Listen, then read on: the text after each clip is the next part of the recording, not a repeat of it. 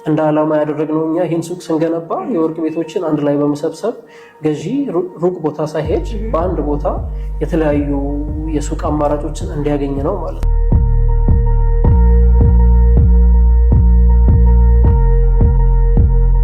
ይህ ሱቅ በአንድ ፍሎር 14 ሱቆች ብቻ ናቸው የሚኖሩት። ይህም ማለት በደንብ ለቀቅ ተደርገው በሌክዠሪ ስታንዳርድ እንዲሰሩ ነው የምናደርገው ማለት ነው።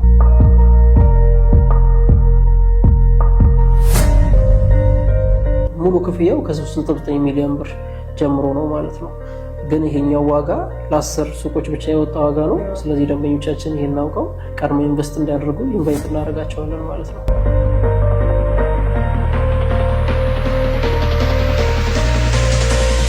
ሱቁ የሚገኘው በመሀል ከተማ ነው። 4 ኪሎ አምባሳደር ሞል አካባቢ።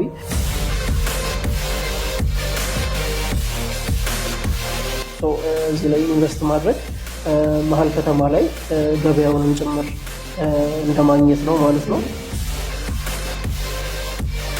ተጨማሪ ይዞ የመጣው ነገር ደግሞ ሬንታል ጋራንቲ። ደንበኞች ሱቁን ገዝተው ከ1 ዓመት ተኩል ከተረከቡ በኋላ ማከራየት ቢፈልጉ ለማከራየት ራሳቸው የተለያየ እንትን ውስጥ መግባት አይጠበቅባቸው፣ ራሳችን ሱቁን እናከራይላቸዋለን ማለት ነው። ሰላም ውድ የቤታ ሚዲያ ተከታታዮቻችን እንዴት ናችሁ? ዛሬ ደግሞ የምንገኘው በአኮያ ፕሮፐርቲስ ነው። ለየት ባለ መልኩ ደግሞ 4 ኪሎ የንግድ ሱቆችን ይዘው ቀርቧል። እስቲ ውስጥ እንግባና ያሉትን መረጃዎች አብረን እናያለን። አብራችሁን ቆዩ።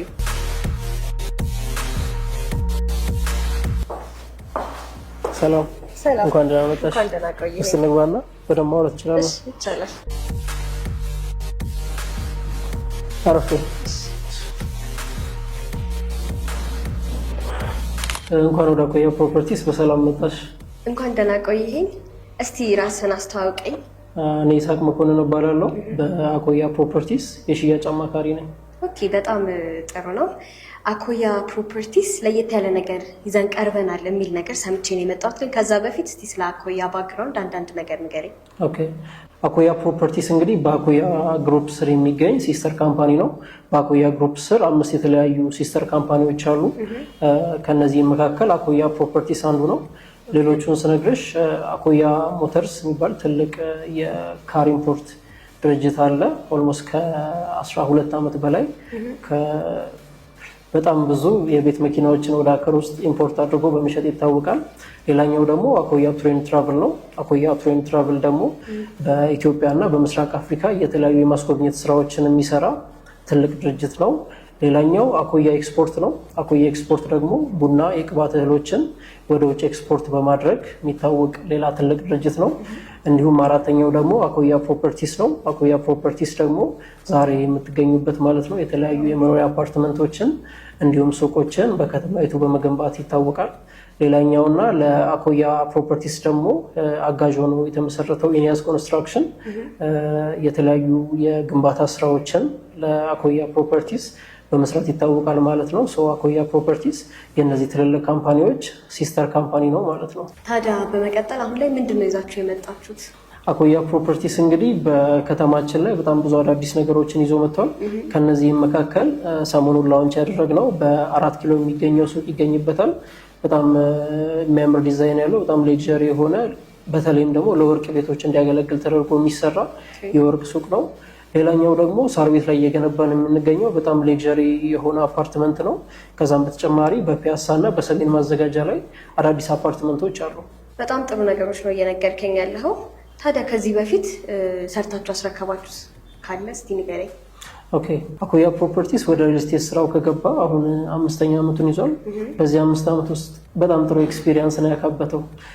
ያም ማለት በቦሌ ደንበል እና ፒያሳ አካባቢ ላይ 3 ትልልቅ ሳይቶችን ገንብቶ አጠናቋል ማለት ነው።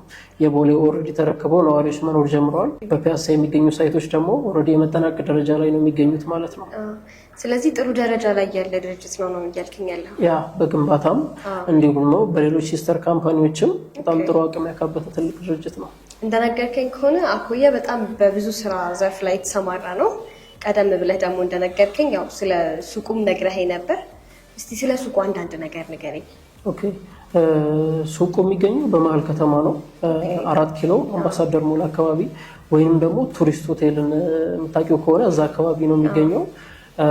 በጣም ሌክዠሪ የሆነ በጣም የሚያምር ዲዛይን ያለው ኦን ፐርፐዝ በተለይም ደግሞ ከ60% በላይ ለወርቅ ቤቶች እንዲሆን አድርገን ነው አስበን የሰራ ነው። እንደሚታወቀው እንግዲህ የወርቅ ቤቶች በ4 ኪሎ እና በፒያሳ አካባቢ በብዛት ይገኛሉ። ነገር ግን ተበታትነው ነው የሚገኙት እና እንደ ዓላማ ያደረግነው እኛ ይህን ሱቅ ስንገነባ የወርቅ ቤቶችን አንድ ላይ በመሰብሰብ ገዢ ሩቅ ቦታ ሳይሄድ በአንድ ቦታ የተለያዩ የሱቅ አማራጮችን እንዲያገኝ ነው ማለት ነው። ስለዚህ 4 ኪሎ መሀል ነው የሚገኘው አምባሳደር ሞል ጀርባ። ያገነባቡ ሁኔታ እንዴት ነው? 2 ቤዝመንት ይኖረዋል ለፓርኪንግ ማለት ነው። እዛ ሱቅ የሚኖራቸው ባለቤቶችም እንዲሁም መጥተው የሚጠቀሙ ከስተመሮችም ምንም እንዳይቸገሩ ለፓርኪንግ 2 ቤዝመንት ይኖረዋል። ከዛ ግራውንድ እና G+14 ተደርጎ ነው የሚሰራው። እንደ አዲስ ደግሞ የቫሌት ፓርኪንግ ሲስተም እዛ ላይ እንጨምራለን ማለት ነው። ያ ማለት ባለቤቶች ወደ ሱቁ መጥተው ቀጥታ ፓርክ ማድረግ ሳይጠበቅባቸው ፓርክ ለሚያደርጉላቸው ሰራተኞች አስረክበው ቀጥታ ወደ ሱቁ መግባት ይችላሉ ማለት ነው። ይህን አዲስ ሲስተም ወደ ገበያው ይዘን መተናል። ከዛም በተጨማሪ ይህ ሱቅ በአንድ ፍሎር 14 ሱቆች ብቻ ናቸው የሚኖሩት።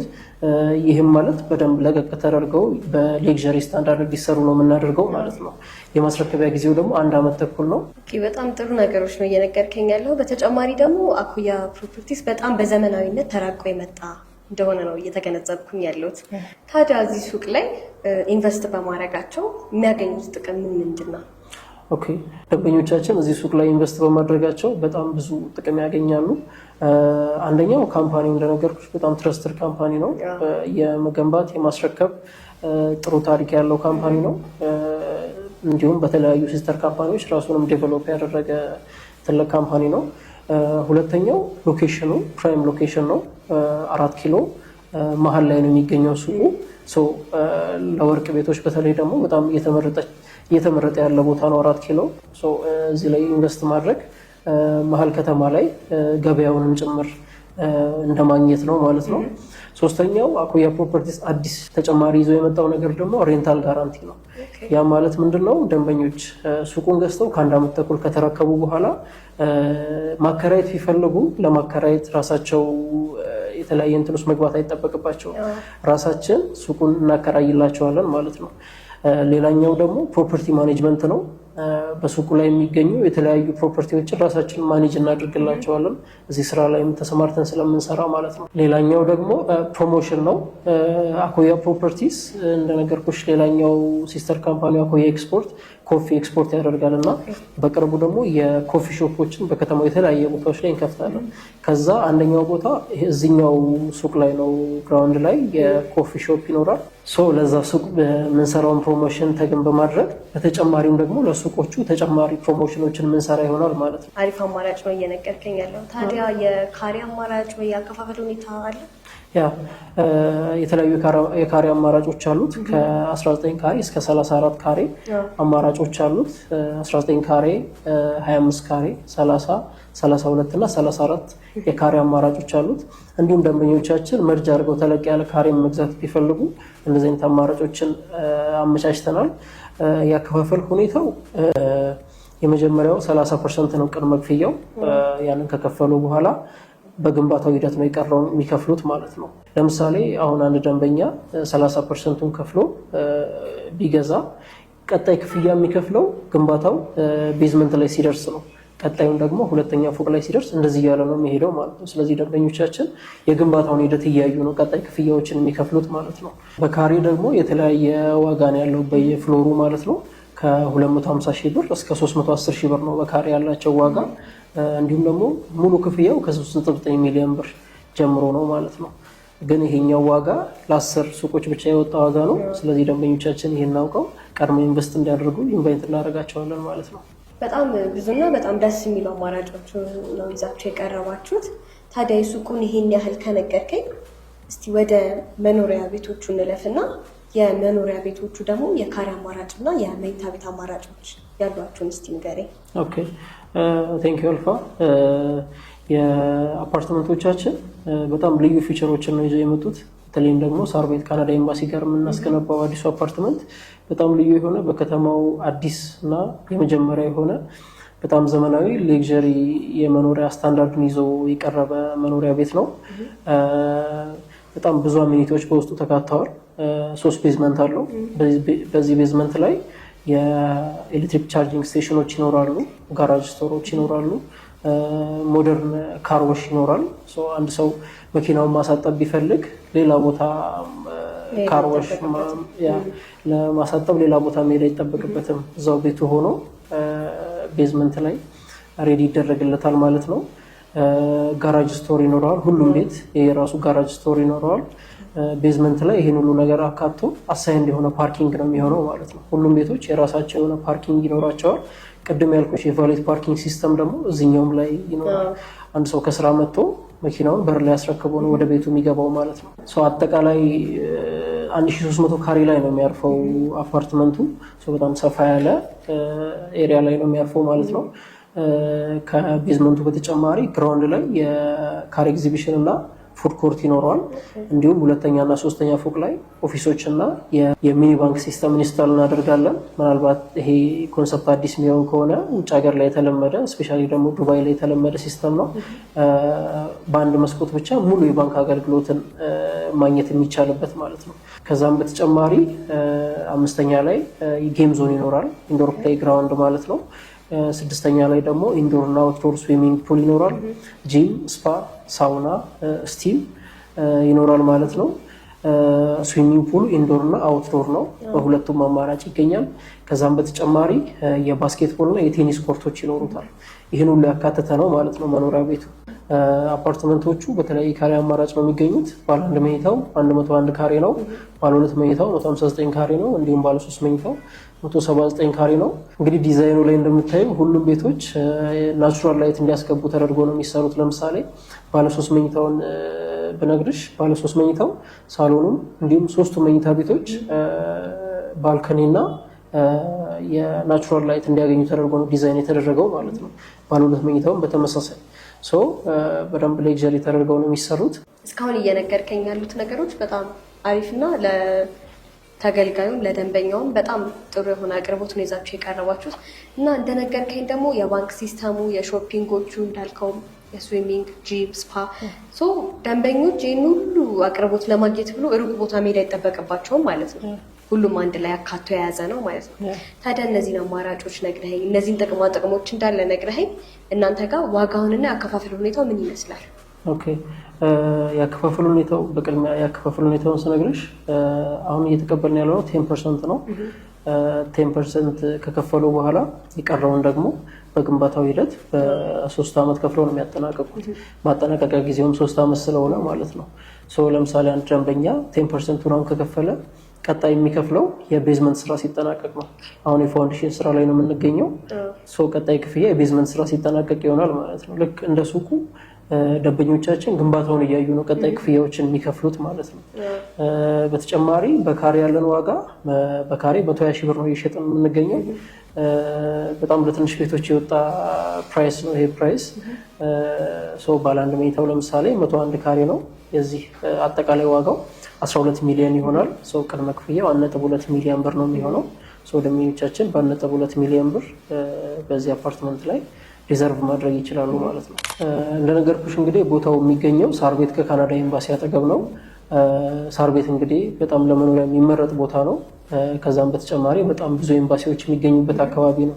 ስለዚህ ሰዎች ለኑሮ በጣም ሴፍቲ ተሰምቷቸው የሚኖሩበት አካባቢ ነው ማለት ነው። እስከ 20 በላይ ኤምባሲዎች ይገኛሉ። ስለዚህ ነዋሪዎች ከገዙ በኋላ ማከራየት ቢፈልጉ በዶላር ማከራየት የሚችሉበት ኤሪያ ነው ማለት ነው። ከኤምባሲው በተጨማሪ ደግሞ የአፍሪካ ህብረት ዋና ኦፊሱ ከሳር ቤት በጣም በቅርብ ርቀት ነው የሚገኘው። ስለዚህ እንደነገርኩሽ ማከራየት ለሚፈልጉ ሰዎች በጣም ቆንጆ አማራጭ ነው ማለት ነው። እኛ የምናቀርበው ደግሞ የተለያዩ አሚኒቲዎች እንዲሁም ቤቱ ላይ እንዲሁም በአፓርትመንቱ ላይ ያለው ሌክዠሪ ስታንዳርድ የውጭ ዲፕሎማቶች ኤምባሲ ውስጥ የሚሰሩ የተለያዩ ሰራተኞች እንዲመርጡት ያደርጋል ማለት ነው። ስለዚህ ደንበኞች ከኛ ቢገዙ ይህንን ሁሉ አማራጭ ማግኘት ይችላሉ ማለት ነው። አኮያ ፕሮፐርቲስ ይህንንም ሁሉ ነገር ታሳቢ በማድረግ ነው እየገነባ ያለው ነው እያልከኝ ያለኸው። ያው ከሴፍቲውም አንጻር በእርግጠኝነት ነው እየነገርከኝ ያለኸው። ታዲያ ይህንን ሁሉ ነግረኸኝ ከሀገር ውጭ ላሉት ደንበኞቻችን እንዴት ነው ይሄንን ፕሮፐርቲ መጋራት ወይም ደግሞ ማግኘት የሚችሉት? ኦኬ በውጭ ሀገር ያሉ ደንበኞቻችን በሁለት አማራጭ ከኛ ጋር መግዛት ይችላሉ። አንደኛው እዚህ በሚገኙ ተወካዮቻቸው ነው። ህጋዊ ተወካዮች ካሏቸው በእነሱ በኩል መፈራረም ይችላሉ ከኛ ጋር። ካልሆነም ደግሞ በዲኤችኤል በኩል ክፍያውን ከከፈሉ በኋላ ኮንትራቱን ከዚህ ያለው ነገር ጨርሰን እኛ በዲኤችኤል በኩል እንልክላቸዋለን። እነሱም ደግሞ ከዛ የሚፈረመውን ነገር ፈርመው መገበያየት እንችላለን ማለት ነው። ስለዚህ እነዚህ ሁለት አማራጮች አሉ ውጭ ለሚገኙ ደንበኞቻችን ማለት ነው። በጣም ጥሩ ነገር ነው እየነገርከኝ ያለው። ያው እኔ ደግሞ ስሰማክ እንደነበረው አኮያ ፕሮፐርቲስ በጣም ብዙና ዘመናዊ፣ በዛ ላይ ደግሞ ለደንበኞች በጣም በሰፊው በአማራጭ ይዞ ቀርቧል። ይህን ሁሉ ነግረኸኝ ግን ለበለጠ መረጃ እናንተ ማግኘት ቢፈልጉ በምን በኩል ሊያገኟችሁ ይችላሉ? ኦኬ ደንበኞቻችን ከእኛ ጋር ሱቅ የሚሆን ወይም አፓርትመንት መግዛት የሚፈልጉ ከሆነ ስልካችንን እናስቀምጥላቸዋለን። ከታች በምናስቀምጥላቸው ስልክ በመደወል ስለነዚህ አፓርትመንቶች ወይም ሱቆች ተጨማሪ መረጃዎችን ማግኘት ይችላሉ ማለት ነው። እኛን ኮንታክት ማድረግ ይችላሉ። በዚሁ በነገርኩሽ ቁጥር በዋትሳፕ ወይም ደግሞ በቴሌግራም እኛን ኮንታክት አድርገው ተጨማሪ መረጃ ማግኘት ይችላሉ ማለት ነው። በጣም አመሰግናለሁ።